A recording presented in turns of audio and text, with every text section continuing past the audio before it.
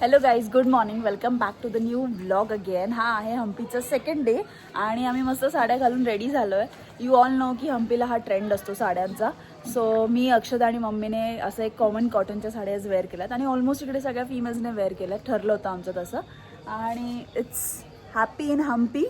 तर खरंच खूप छान वाटतं आणि आजचं सेकंड डे. आम्ही खूप एक्सायटेड आहोत की आज दिवसभर काय काय होणार आहे. सो आता आम्ही रेडी होऊन 7 वाजले सकाळचे. थोडा उशीर होतो आहे, लेडीज आहेत बट ऑब्वियस 5-10 मिनिट्स मागे पुढे होणारच. सो आता आम्ही रेडी झालो आणि आमचा ब्रेकफास्ट आहे पहिला. सो तिकडे आता मी ब्रेकफास्टला घेऊन चालली आहे. तर चला आज आपल्या सख्यांना परत भेटूया आणि आज कसे ते रेडी झाले ते पण बघूया. Morning guys, good morning. आज सगळे साड्यांच्या लुकमध्ये आहेत. मस्त आणि मस्त दुसरे युनिक ड्रेसेस पण घातले. सो आता आम्ही ब्रेकफास्टला आलो आहे. सुटतात ना इकडे करलं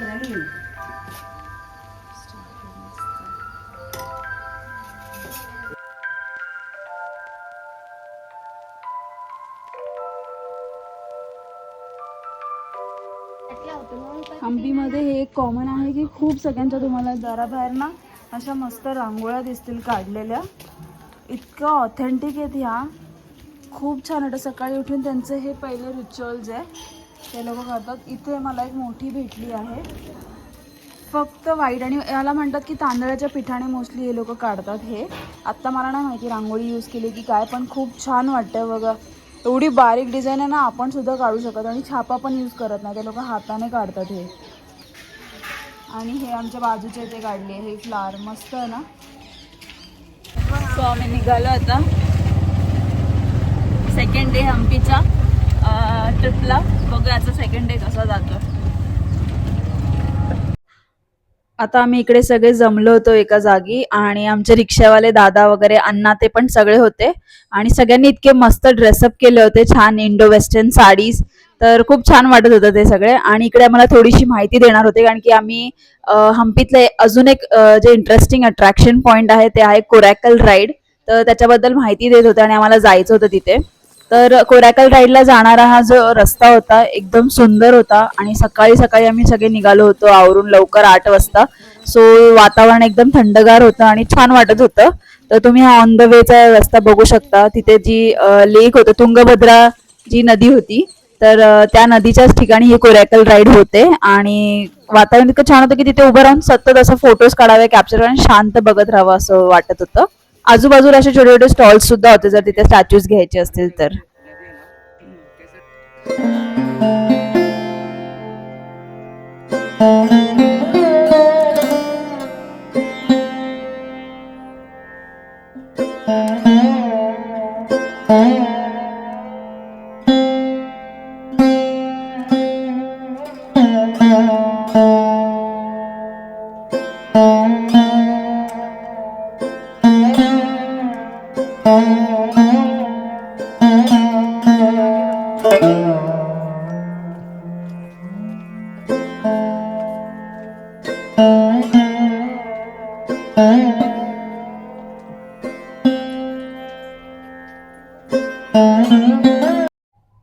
तर आता इथे तुंगभद्रा नदीच्या काठी पोहोचलो होतो आणि खूप एक्साइटमेंट होती कोरॅकल राईडची. समोर त्या गोल गोल छोट्या होडी बघून मज्जा वाटत होती आणि पहिलाच एक्सपिरियन्स होता हा माझा, अक्षदा मम्मीचा या राईड बद्दलचा. तसं अक्षदा आणि मी नेहमी ऍडव्हेंचरस राईड करतोच, पण मम्मीला कधी असं ऍडव्हेंचरस राईड्स म्हणजे वॉटरच्या ज्या ऍक्टिव्हिटीज असतात तेवढं ती इन्व्हॉल्व नसते. बट हे तिची पण फर्स्ट टाइम आहे. आम्ही सर्वांनी इथे लाईफ जॅकेट्स घातलेले आणि एक्साइटेड होतो. खूप उत्सुकता होती याची की या राईडचं कसं असेल कारण की इंस्टाग्रामवरती वगैरे खूप असं हम्पीचे आम्ही व्लॉग्स म्हणजे व्हिडिओज वगैरे बघितले होते. सो हे पण चांगलं होतं आणि त्या लाईक ती होडी इतकी मोठी होती की त्याच्यामध्ये 7-7 जण बसू शकत होतो आणि आम्ही पण 7 मेंबर्स असे एकत्र बसलो होतो ग्रुप करून. तर मला असं वाटतं की तुंगभद्रा नदीजवळ जर सकाळ सकाळ आला ना तर ह्या राईडची खरंच मज्जा आहे कारण की इकडे अजिबात गर्दी नव्हती, कोणच नव्हतं, दुसरे लोक कोणच नव्हतं, फक्त आम्ही 25 जण होतो. सो आम्हाला खूप आनंदाने या राईडची मजा घेता आली आणि जे वॉटर थेरपी पण याला एक बोलू शकतो, खूप शांत वाटत होतं पुढे गेल्यावरती. दे रे रे ना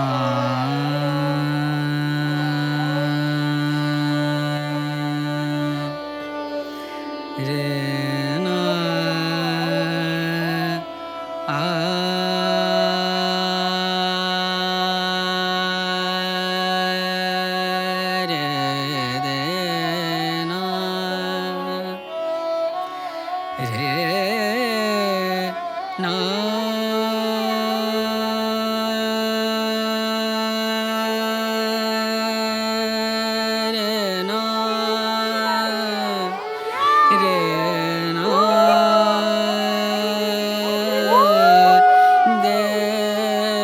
रे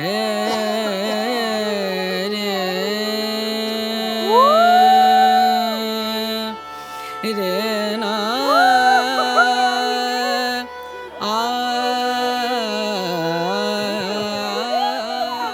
आमचं वर्थ इट झालं हे कोरॅकल राईड. खूप एन्जॉय केलं आम्ही आणि दादांमुळे तर खूप बेस्ट फोटो आलेत आमचे.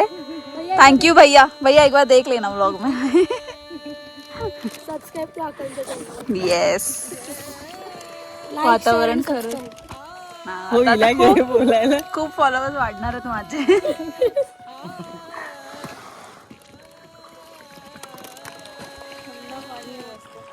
असं मस्त वाटतं.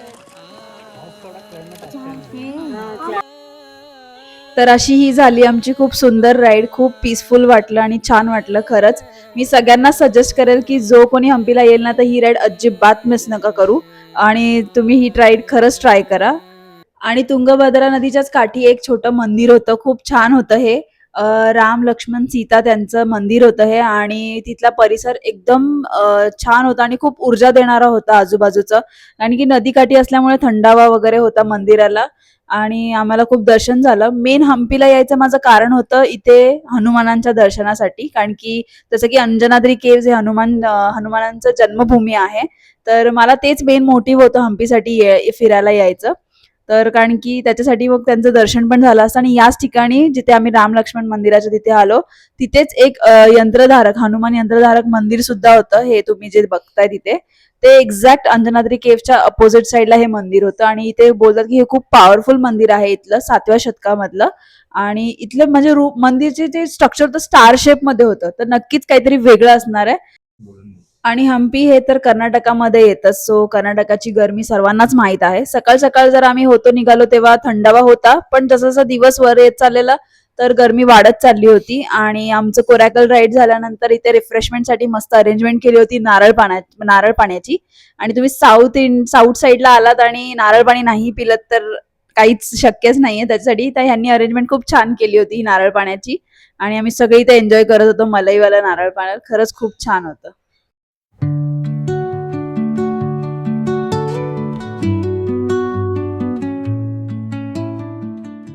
हायड्रेटेड.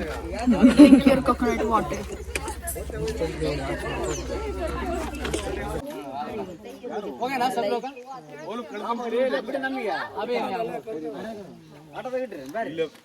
सो आता तुम्ही बघितलं आमचं कोरॅकल राईड झालं. सगळ्या गोष्टी झाल्या एकदम मस्त आणि खूप छान होतं.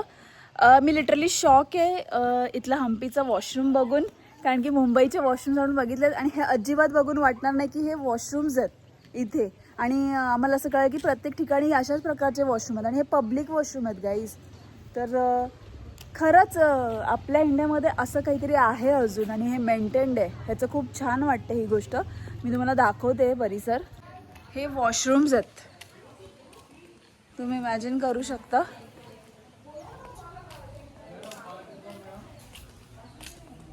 अच्छा बना राइट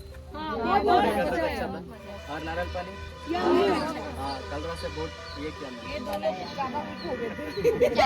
ठीक है अब करना ही पड़ेगा ना. नाश्ता भी उन्होंने बनाया था. नारियल पानी भी बनाया. अभी जो क्या है ना सो अंबिका वो तरफ का हो गया. अभी इस तरफ आ जाओ पूरा ऑरेंज के. सो आप लोग जो उधर एक स्टैचू दिख रहा है ना तो जो लक्ष्मी नरसिम्हा स्वामी स्टैचू है सो वो 22 फीट हाइट है. सो वो भी एक ही पत्थर से बनाया था. सो जब उस टाइम है ना लक्ष्मी नरसिम्हा के लेफ्ट साइड लेग के ऊपर लक्ष्मी का मूर्ति था. जब वुमन सुल्तान लोग अटैक किया ना सब पूरा लेके गया उसके टाइम पे लक्ष्मी का जो मूर्ति भी काट दिया. इसलिए अभी सिर्फ ओनली हाथ देख सकते हैं. पीछे ऐसा हाथ गया सो हाथ देख सकते हैं. और बाजू में आता है एक बड़ा शिवलिंग उसका नाम है बड़वी लिंग बोलते हैं. सो 12 फीट हाइट है और 3 फीट साल पूरा पानी में रहते हैं. सो वो है ना दिन में एक बार पूजा होते हैं. तो हमारे हिंदू संप्रदाय में क्या है एक बार मूर्ति खंडित होने के बाद पूजा नहीं चलती. इसलिए लक्ष्मी नरसिम्हा का अभी नहीं होता. सिर्फ ना इधर शिवा का दिन में एक बार होते हैं. चल सो आता आम्हाला छोटीफार ब्रीफिंग मिळाली होती अज्जूबाईकडनं. आणि आता आम्ही हे जे 2 मॉन्युमेंट्स इकडे बघायला आलो होतो. मेन म्हणजे इथे नरसिंह लक्ष्मीची मूर्ती आणि एक बडावी लिंग जे हे 2 इथले खास मॉन्युमेंट्स आहेत.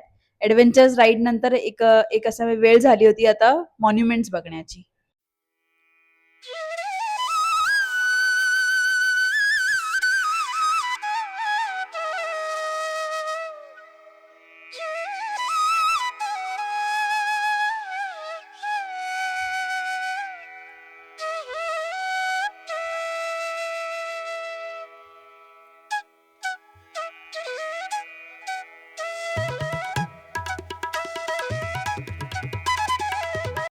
आता पुढचे मॉन्युमेंट्स बघून झाल्यानंतर आम्ही इकडे आलो तर रॉयल एन्क्लोजर. तर मला याच्याबद्दल असं सांगायला आवडेल की आता ज्या ज्या गोष्टी मी मॉन्युमेंट्स बघणार आहे, लोटस महाल, एलिफंट स्टेबल किंवा क्वीन्स बाथ किंवा दुसरे असे कोणते आहेत, एक महाराजांचा पण वरचं stage kind of function kind of बनवलेले जे मोठे मोठे हॉल्स ऑडिटोरियम्स होते, तर ते रॉयल एन्क्लोजर मध्ये कव्हर अप होतात. आणि ह्याला रॉयल एन्क्लोजर का बोलतात, कारण की त्या काळी ना जेव्हा महाराजा महाराणी यांच्यासाठी हे स्पेशल बनवलेले असायचे आणि ते त्यांच्या फॅमिली सोबत इकडे यायचे. सो मला लाईक अज्जूबाईकडनं कळालं की जेव्हा हे 9 दिवस आपले दसऱ्याचे फेस्टिवल असतात ना, तेव्हा 9 दिवस इकडे हा दसरा खूप जोर जोरात एक थाटामाटात सेलिब्रेट व्हायचा. राजा राणी, महाराजा महाराणी वगैरे सगळेजण त्यांच्या फॅमिली सोबत इकडे 9 दिवस ते सेलिब्रेट करायला यायचे. सो हे जे तुम्ही बघता इथे एलिफंट स्टेबल, इकडे महाराजांचे असे म्हणजे मोठे मोठे हाती वगैरे त्यांच्यासाठी स्पेशली असे केव्ह सारखं बनवलेलं हे एलिफंट स्टेबल होतं. त्याच्याच बाजूला हॉर्स स्टेबल पण होतं, पण आम्ही तिथे गेलो नाही. लांबूनच बघितले ते सगळे दृश्य. लाइन लिखा है जो आपके पास आंक रहे तो बेलूरू हड़ेबीडू जाना. सो बेलूरू हड़ेबीडू मतलब आप एक बड़ा मंडप पूरा एक पिलर के बैलेंस में ना ऐसा कपड़े डाल के बाहर निकलते ना, सो बेलूरू हड़ेबीडू में. और आपके पास पैर रहे तो हम्पी आना. सो आता तुम्ही अज्जूबाईकडनं ऐकलं की ज्याला पाय असतील त्यांनी खरंच हम्पीला फिरायला यावं. त्यांनी जे दोन शॉर्ट्स लाईक कवितामध्ये सांगितलं, आणि खरंच आम्ही आमच्या पायाने हम्पी फिरतोय, कारण की हम्पी बघू तेवढं कमी आहे. माझा पहिला व्ह्यू हम्पीबद्दल असं होतं की तिथे दगड आहे आणि खूप असे डेड वाईब्स आहेत, काय बघायचं हम्पीमध्ये. पण तिथे गेल्यावर खरंच जाणवलं की हम्पी खरंच खूप वेगळं आहे. आणि ते दगडांमध्ये आणि तिथल्या स्टोरीज मध्ये आणि जे त्यांचं पास्ट हिस्ट्री आहे ते ऐकण्यामध्ये खरंच एक वेगळा अनुभव आहे. मी सगळ्यांना सांगेल की हम्पी सगळ्यांनी एकदा तरी लाईफ मध्ये एक्सपिरियन्स करावा. माझा खूप वेगळा अनुभव होता. सो आम्ही हे जे तुम्ही बघता इथे आलो आहोत ते परत लाईक रॉयल एन्क्लोजरचे हे पार्ट्स होते. खरं तर हा एक डिस्कशन रूम होता राजाचा आणि त्याच्या जे सेनापती वगैरे असतात त्या लोकांचा, म्हणजे डार्क रूम बोलू शकतो आपण. एक सिक्रेट डिस्कशन रूम होतं हे. तर त्याचं पण आम्ही एक्सप्लोर करत होतो आणि खूप दमलो होतो. उन्हाचा तडाखा होताच. आम्ही सगळ्यांनी डोक्यावरती साडीचे पदर विदर ओढणी घेऊन फिरत होतो. ऊन भलेही किती असो, पण आमची एक्साइटमेंट तेवढीच जागी होती, कारण की आम्हाला एक्सप्लोर करायचं होतं हम्पी अजून खूप, आणि बरंच काही होतं पुढे.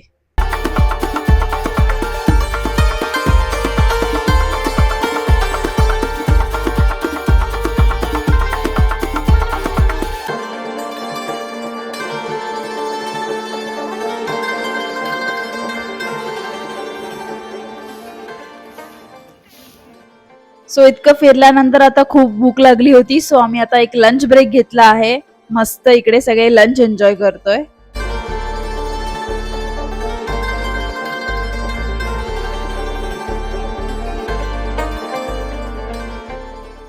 जेवून झाल्यावरती मी, अक्षदा, मम्मीने खूप मस्त पान एन्जॉय केले इथे. खूप दिवसांनी खाल्लं आणि आमच्या रिक्षा सगळ्या लाईनीत उभ्याच होत्या. लंच ब्रेक थोडा आमचा एक्सटेंडच झाला. सगळ्यांनी जरा खाऊन पिऊन शांतता राऊंड बिऊंड मारले, मजा केली आहे. आणि इकडे त्या हॉटेलच्या बाहेर असे रॅबिट्स होते, हे खूप छान त्यांनी केव्ह सारखं बनवून ठेवलेलं आहे यांच्यासाठी. सो आता आमची पोटपूजा तर झाली होती आणि पुढची हम्पी ट्रिप कंटिन्यू करायची होती आम्हाला, कारण की अजून बरंच काही बघण्यासारखं बाकी होतं. जी सेकंड डेची आयटनरी होती ती पूर्ण बाकी होती थोडी. तर इथे आराम झाला आमचा 1-1.5 तासाचा ब्रेक होऊन आता आम्ही आलो विजय विठ्ठला टेम्पल. आणि हे माझं हम्पीतलं अजून एक सर्वात मतलब आकर्षित असं प्लेस होतं. हे खूप छान होतं, मला आवडलं, कारण की हे विजय विठ्ठला टेम्पल पण तिथे खूप त्याची हिस्ट्री जाणून घेण्यासारखी आहे. आणि त्याला जाण्यासाठी हे असे व्हाईट बसेस आहेत. 1 किलोमीटर आय थिंक वॉकेबल आहे. सो जर नाही कोणाला चालायला जास्त आवडलं तर अशा बसेस तिथे जातात.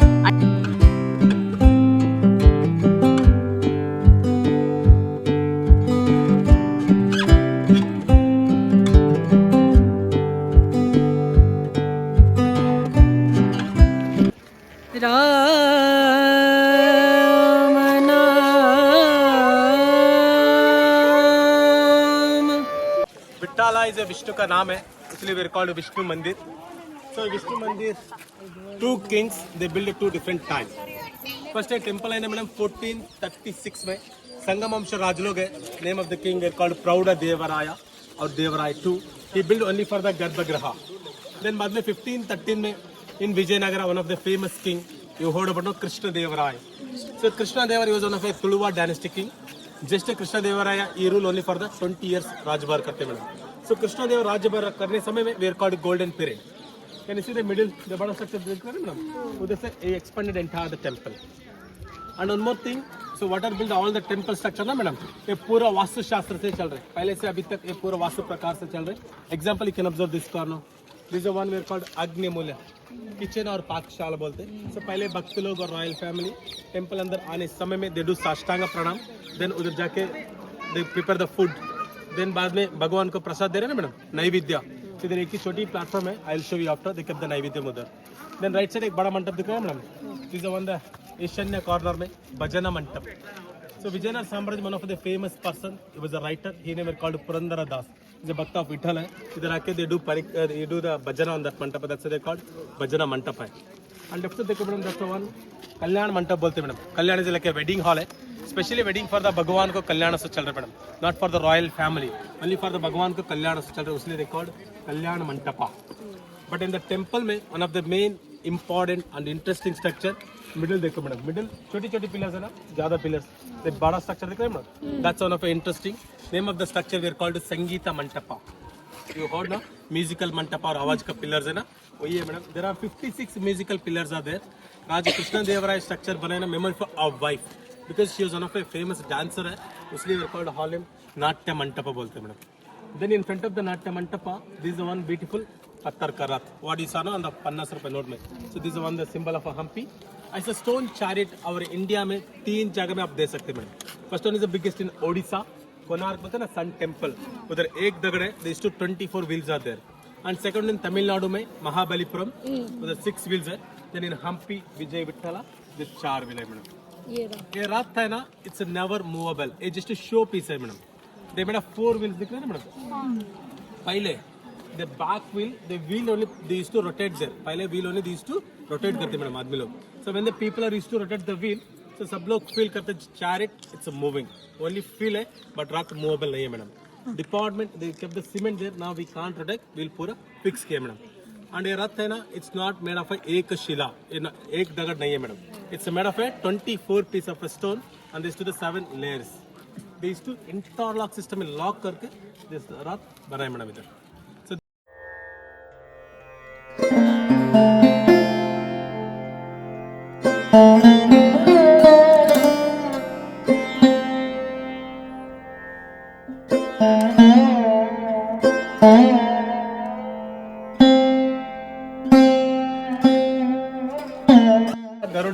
Garuda statue है. The Garuda statue completely includes a human body and the behind the arms देखो wings है, ऊपर देखो मैडम नाम अभी है. Now the entire the statue are called Garuda Mantapa. Okay, an interesting thing, रथ का वाहन usually घोड़ा था, but इधर देखो हाथी है. पहले इधर भी जो घोड़ा था ना, when the invaders लोग अटैक करते हैं ना, तो घोड़ा पूरा नाश किया मैडम.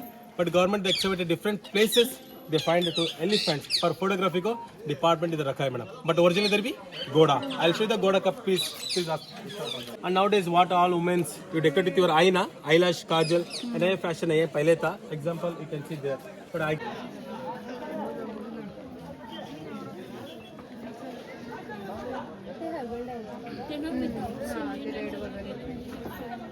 विजयनगरा, this area का नाम according to the Ramayana, this place we are called Kishkinda. So this is the one we are called Kishkinda Khan. So tomorrow morning you are climbing there.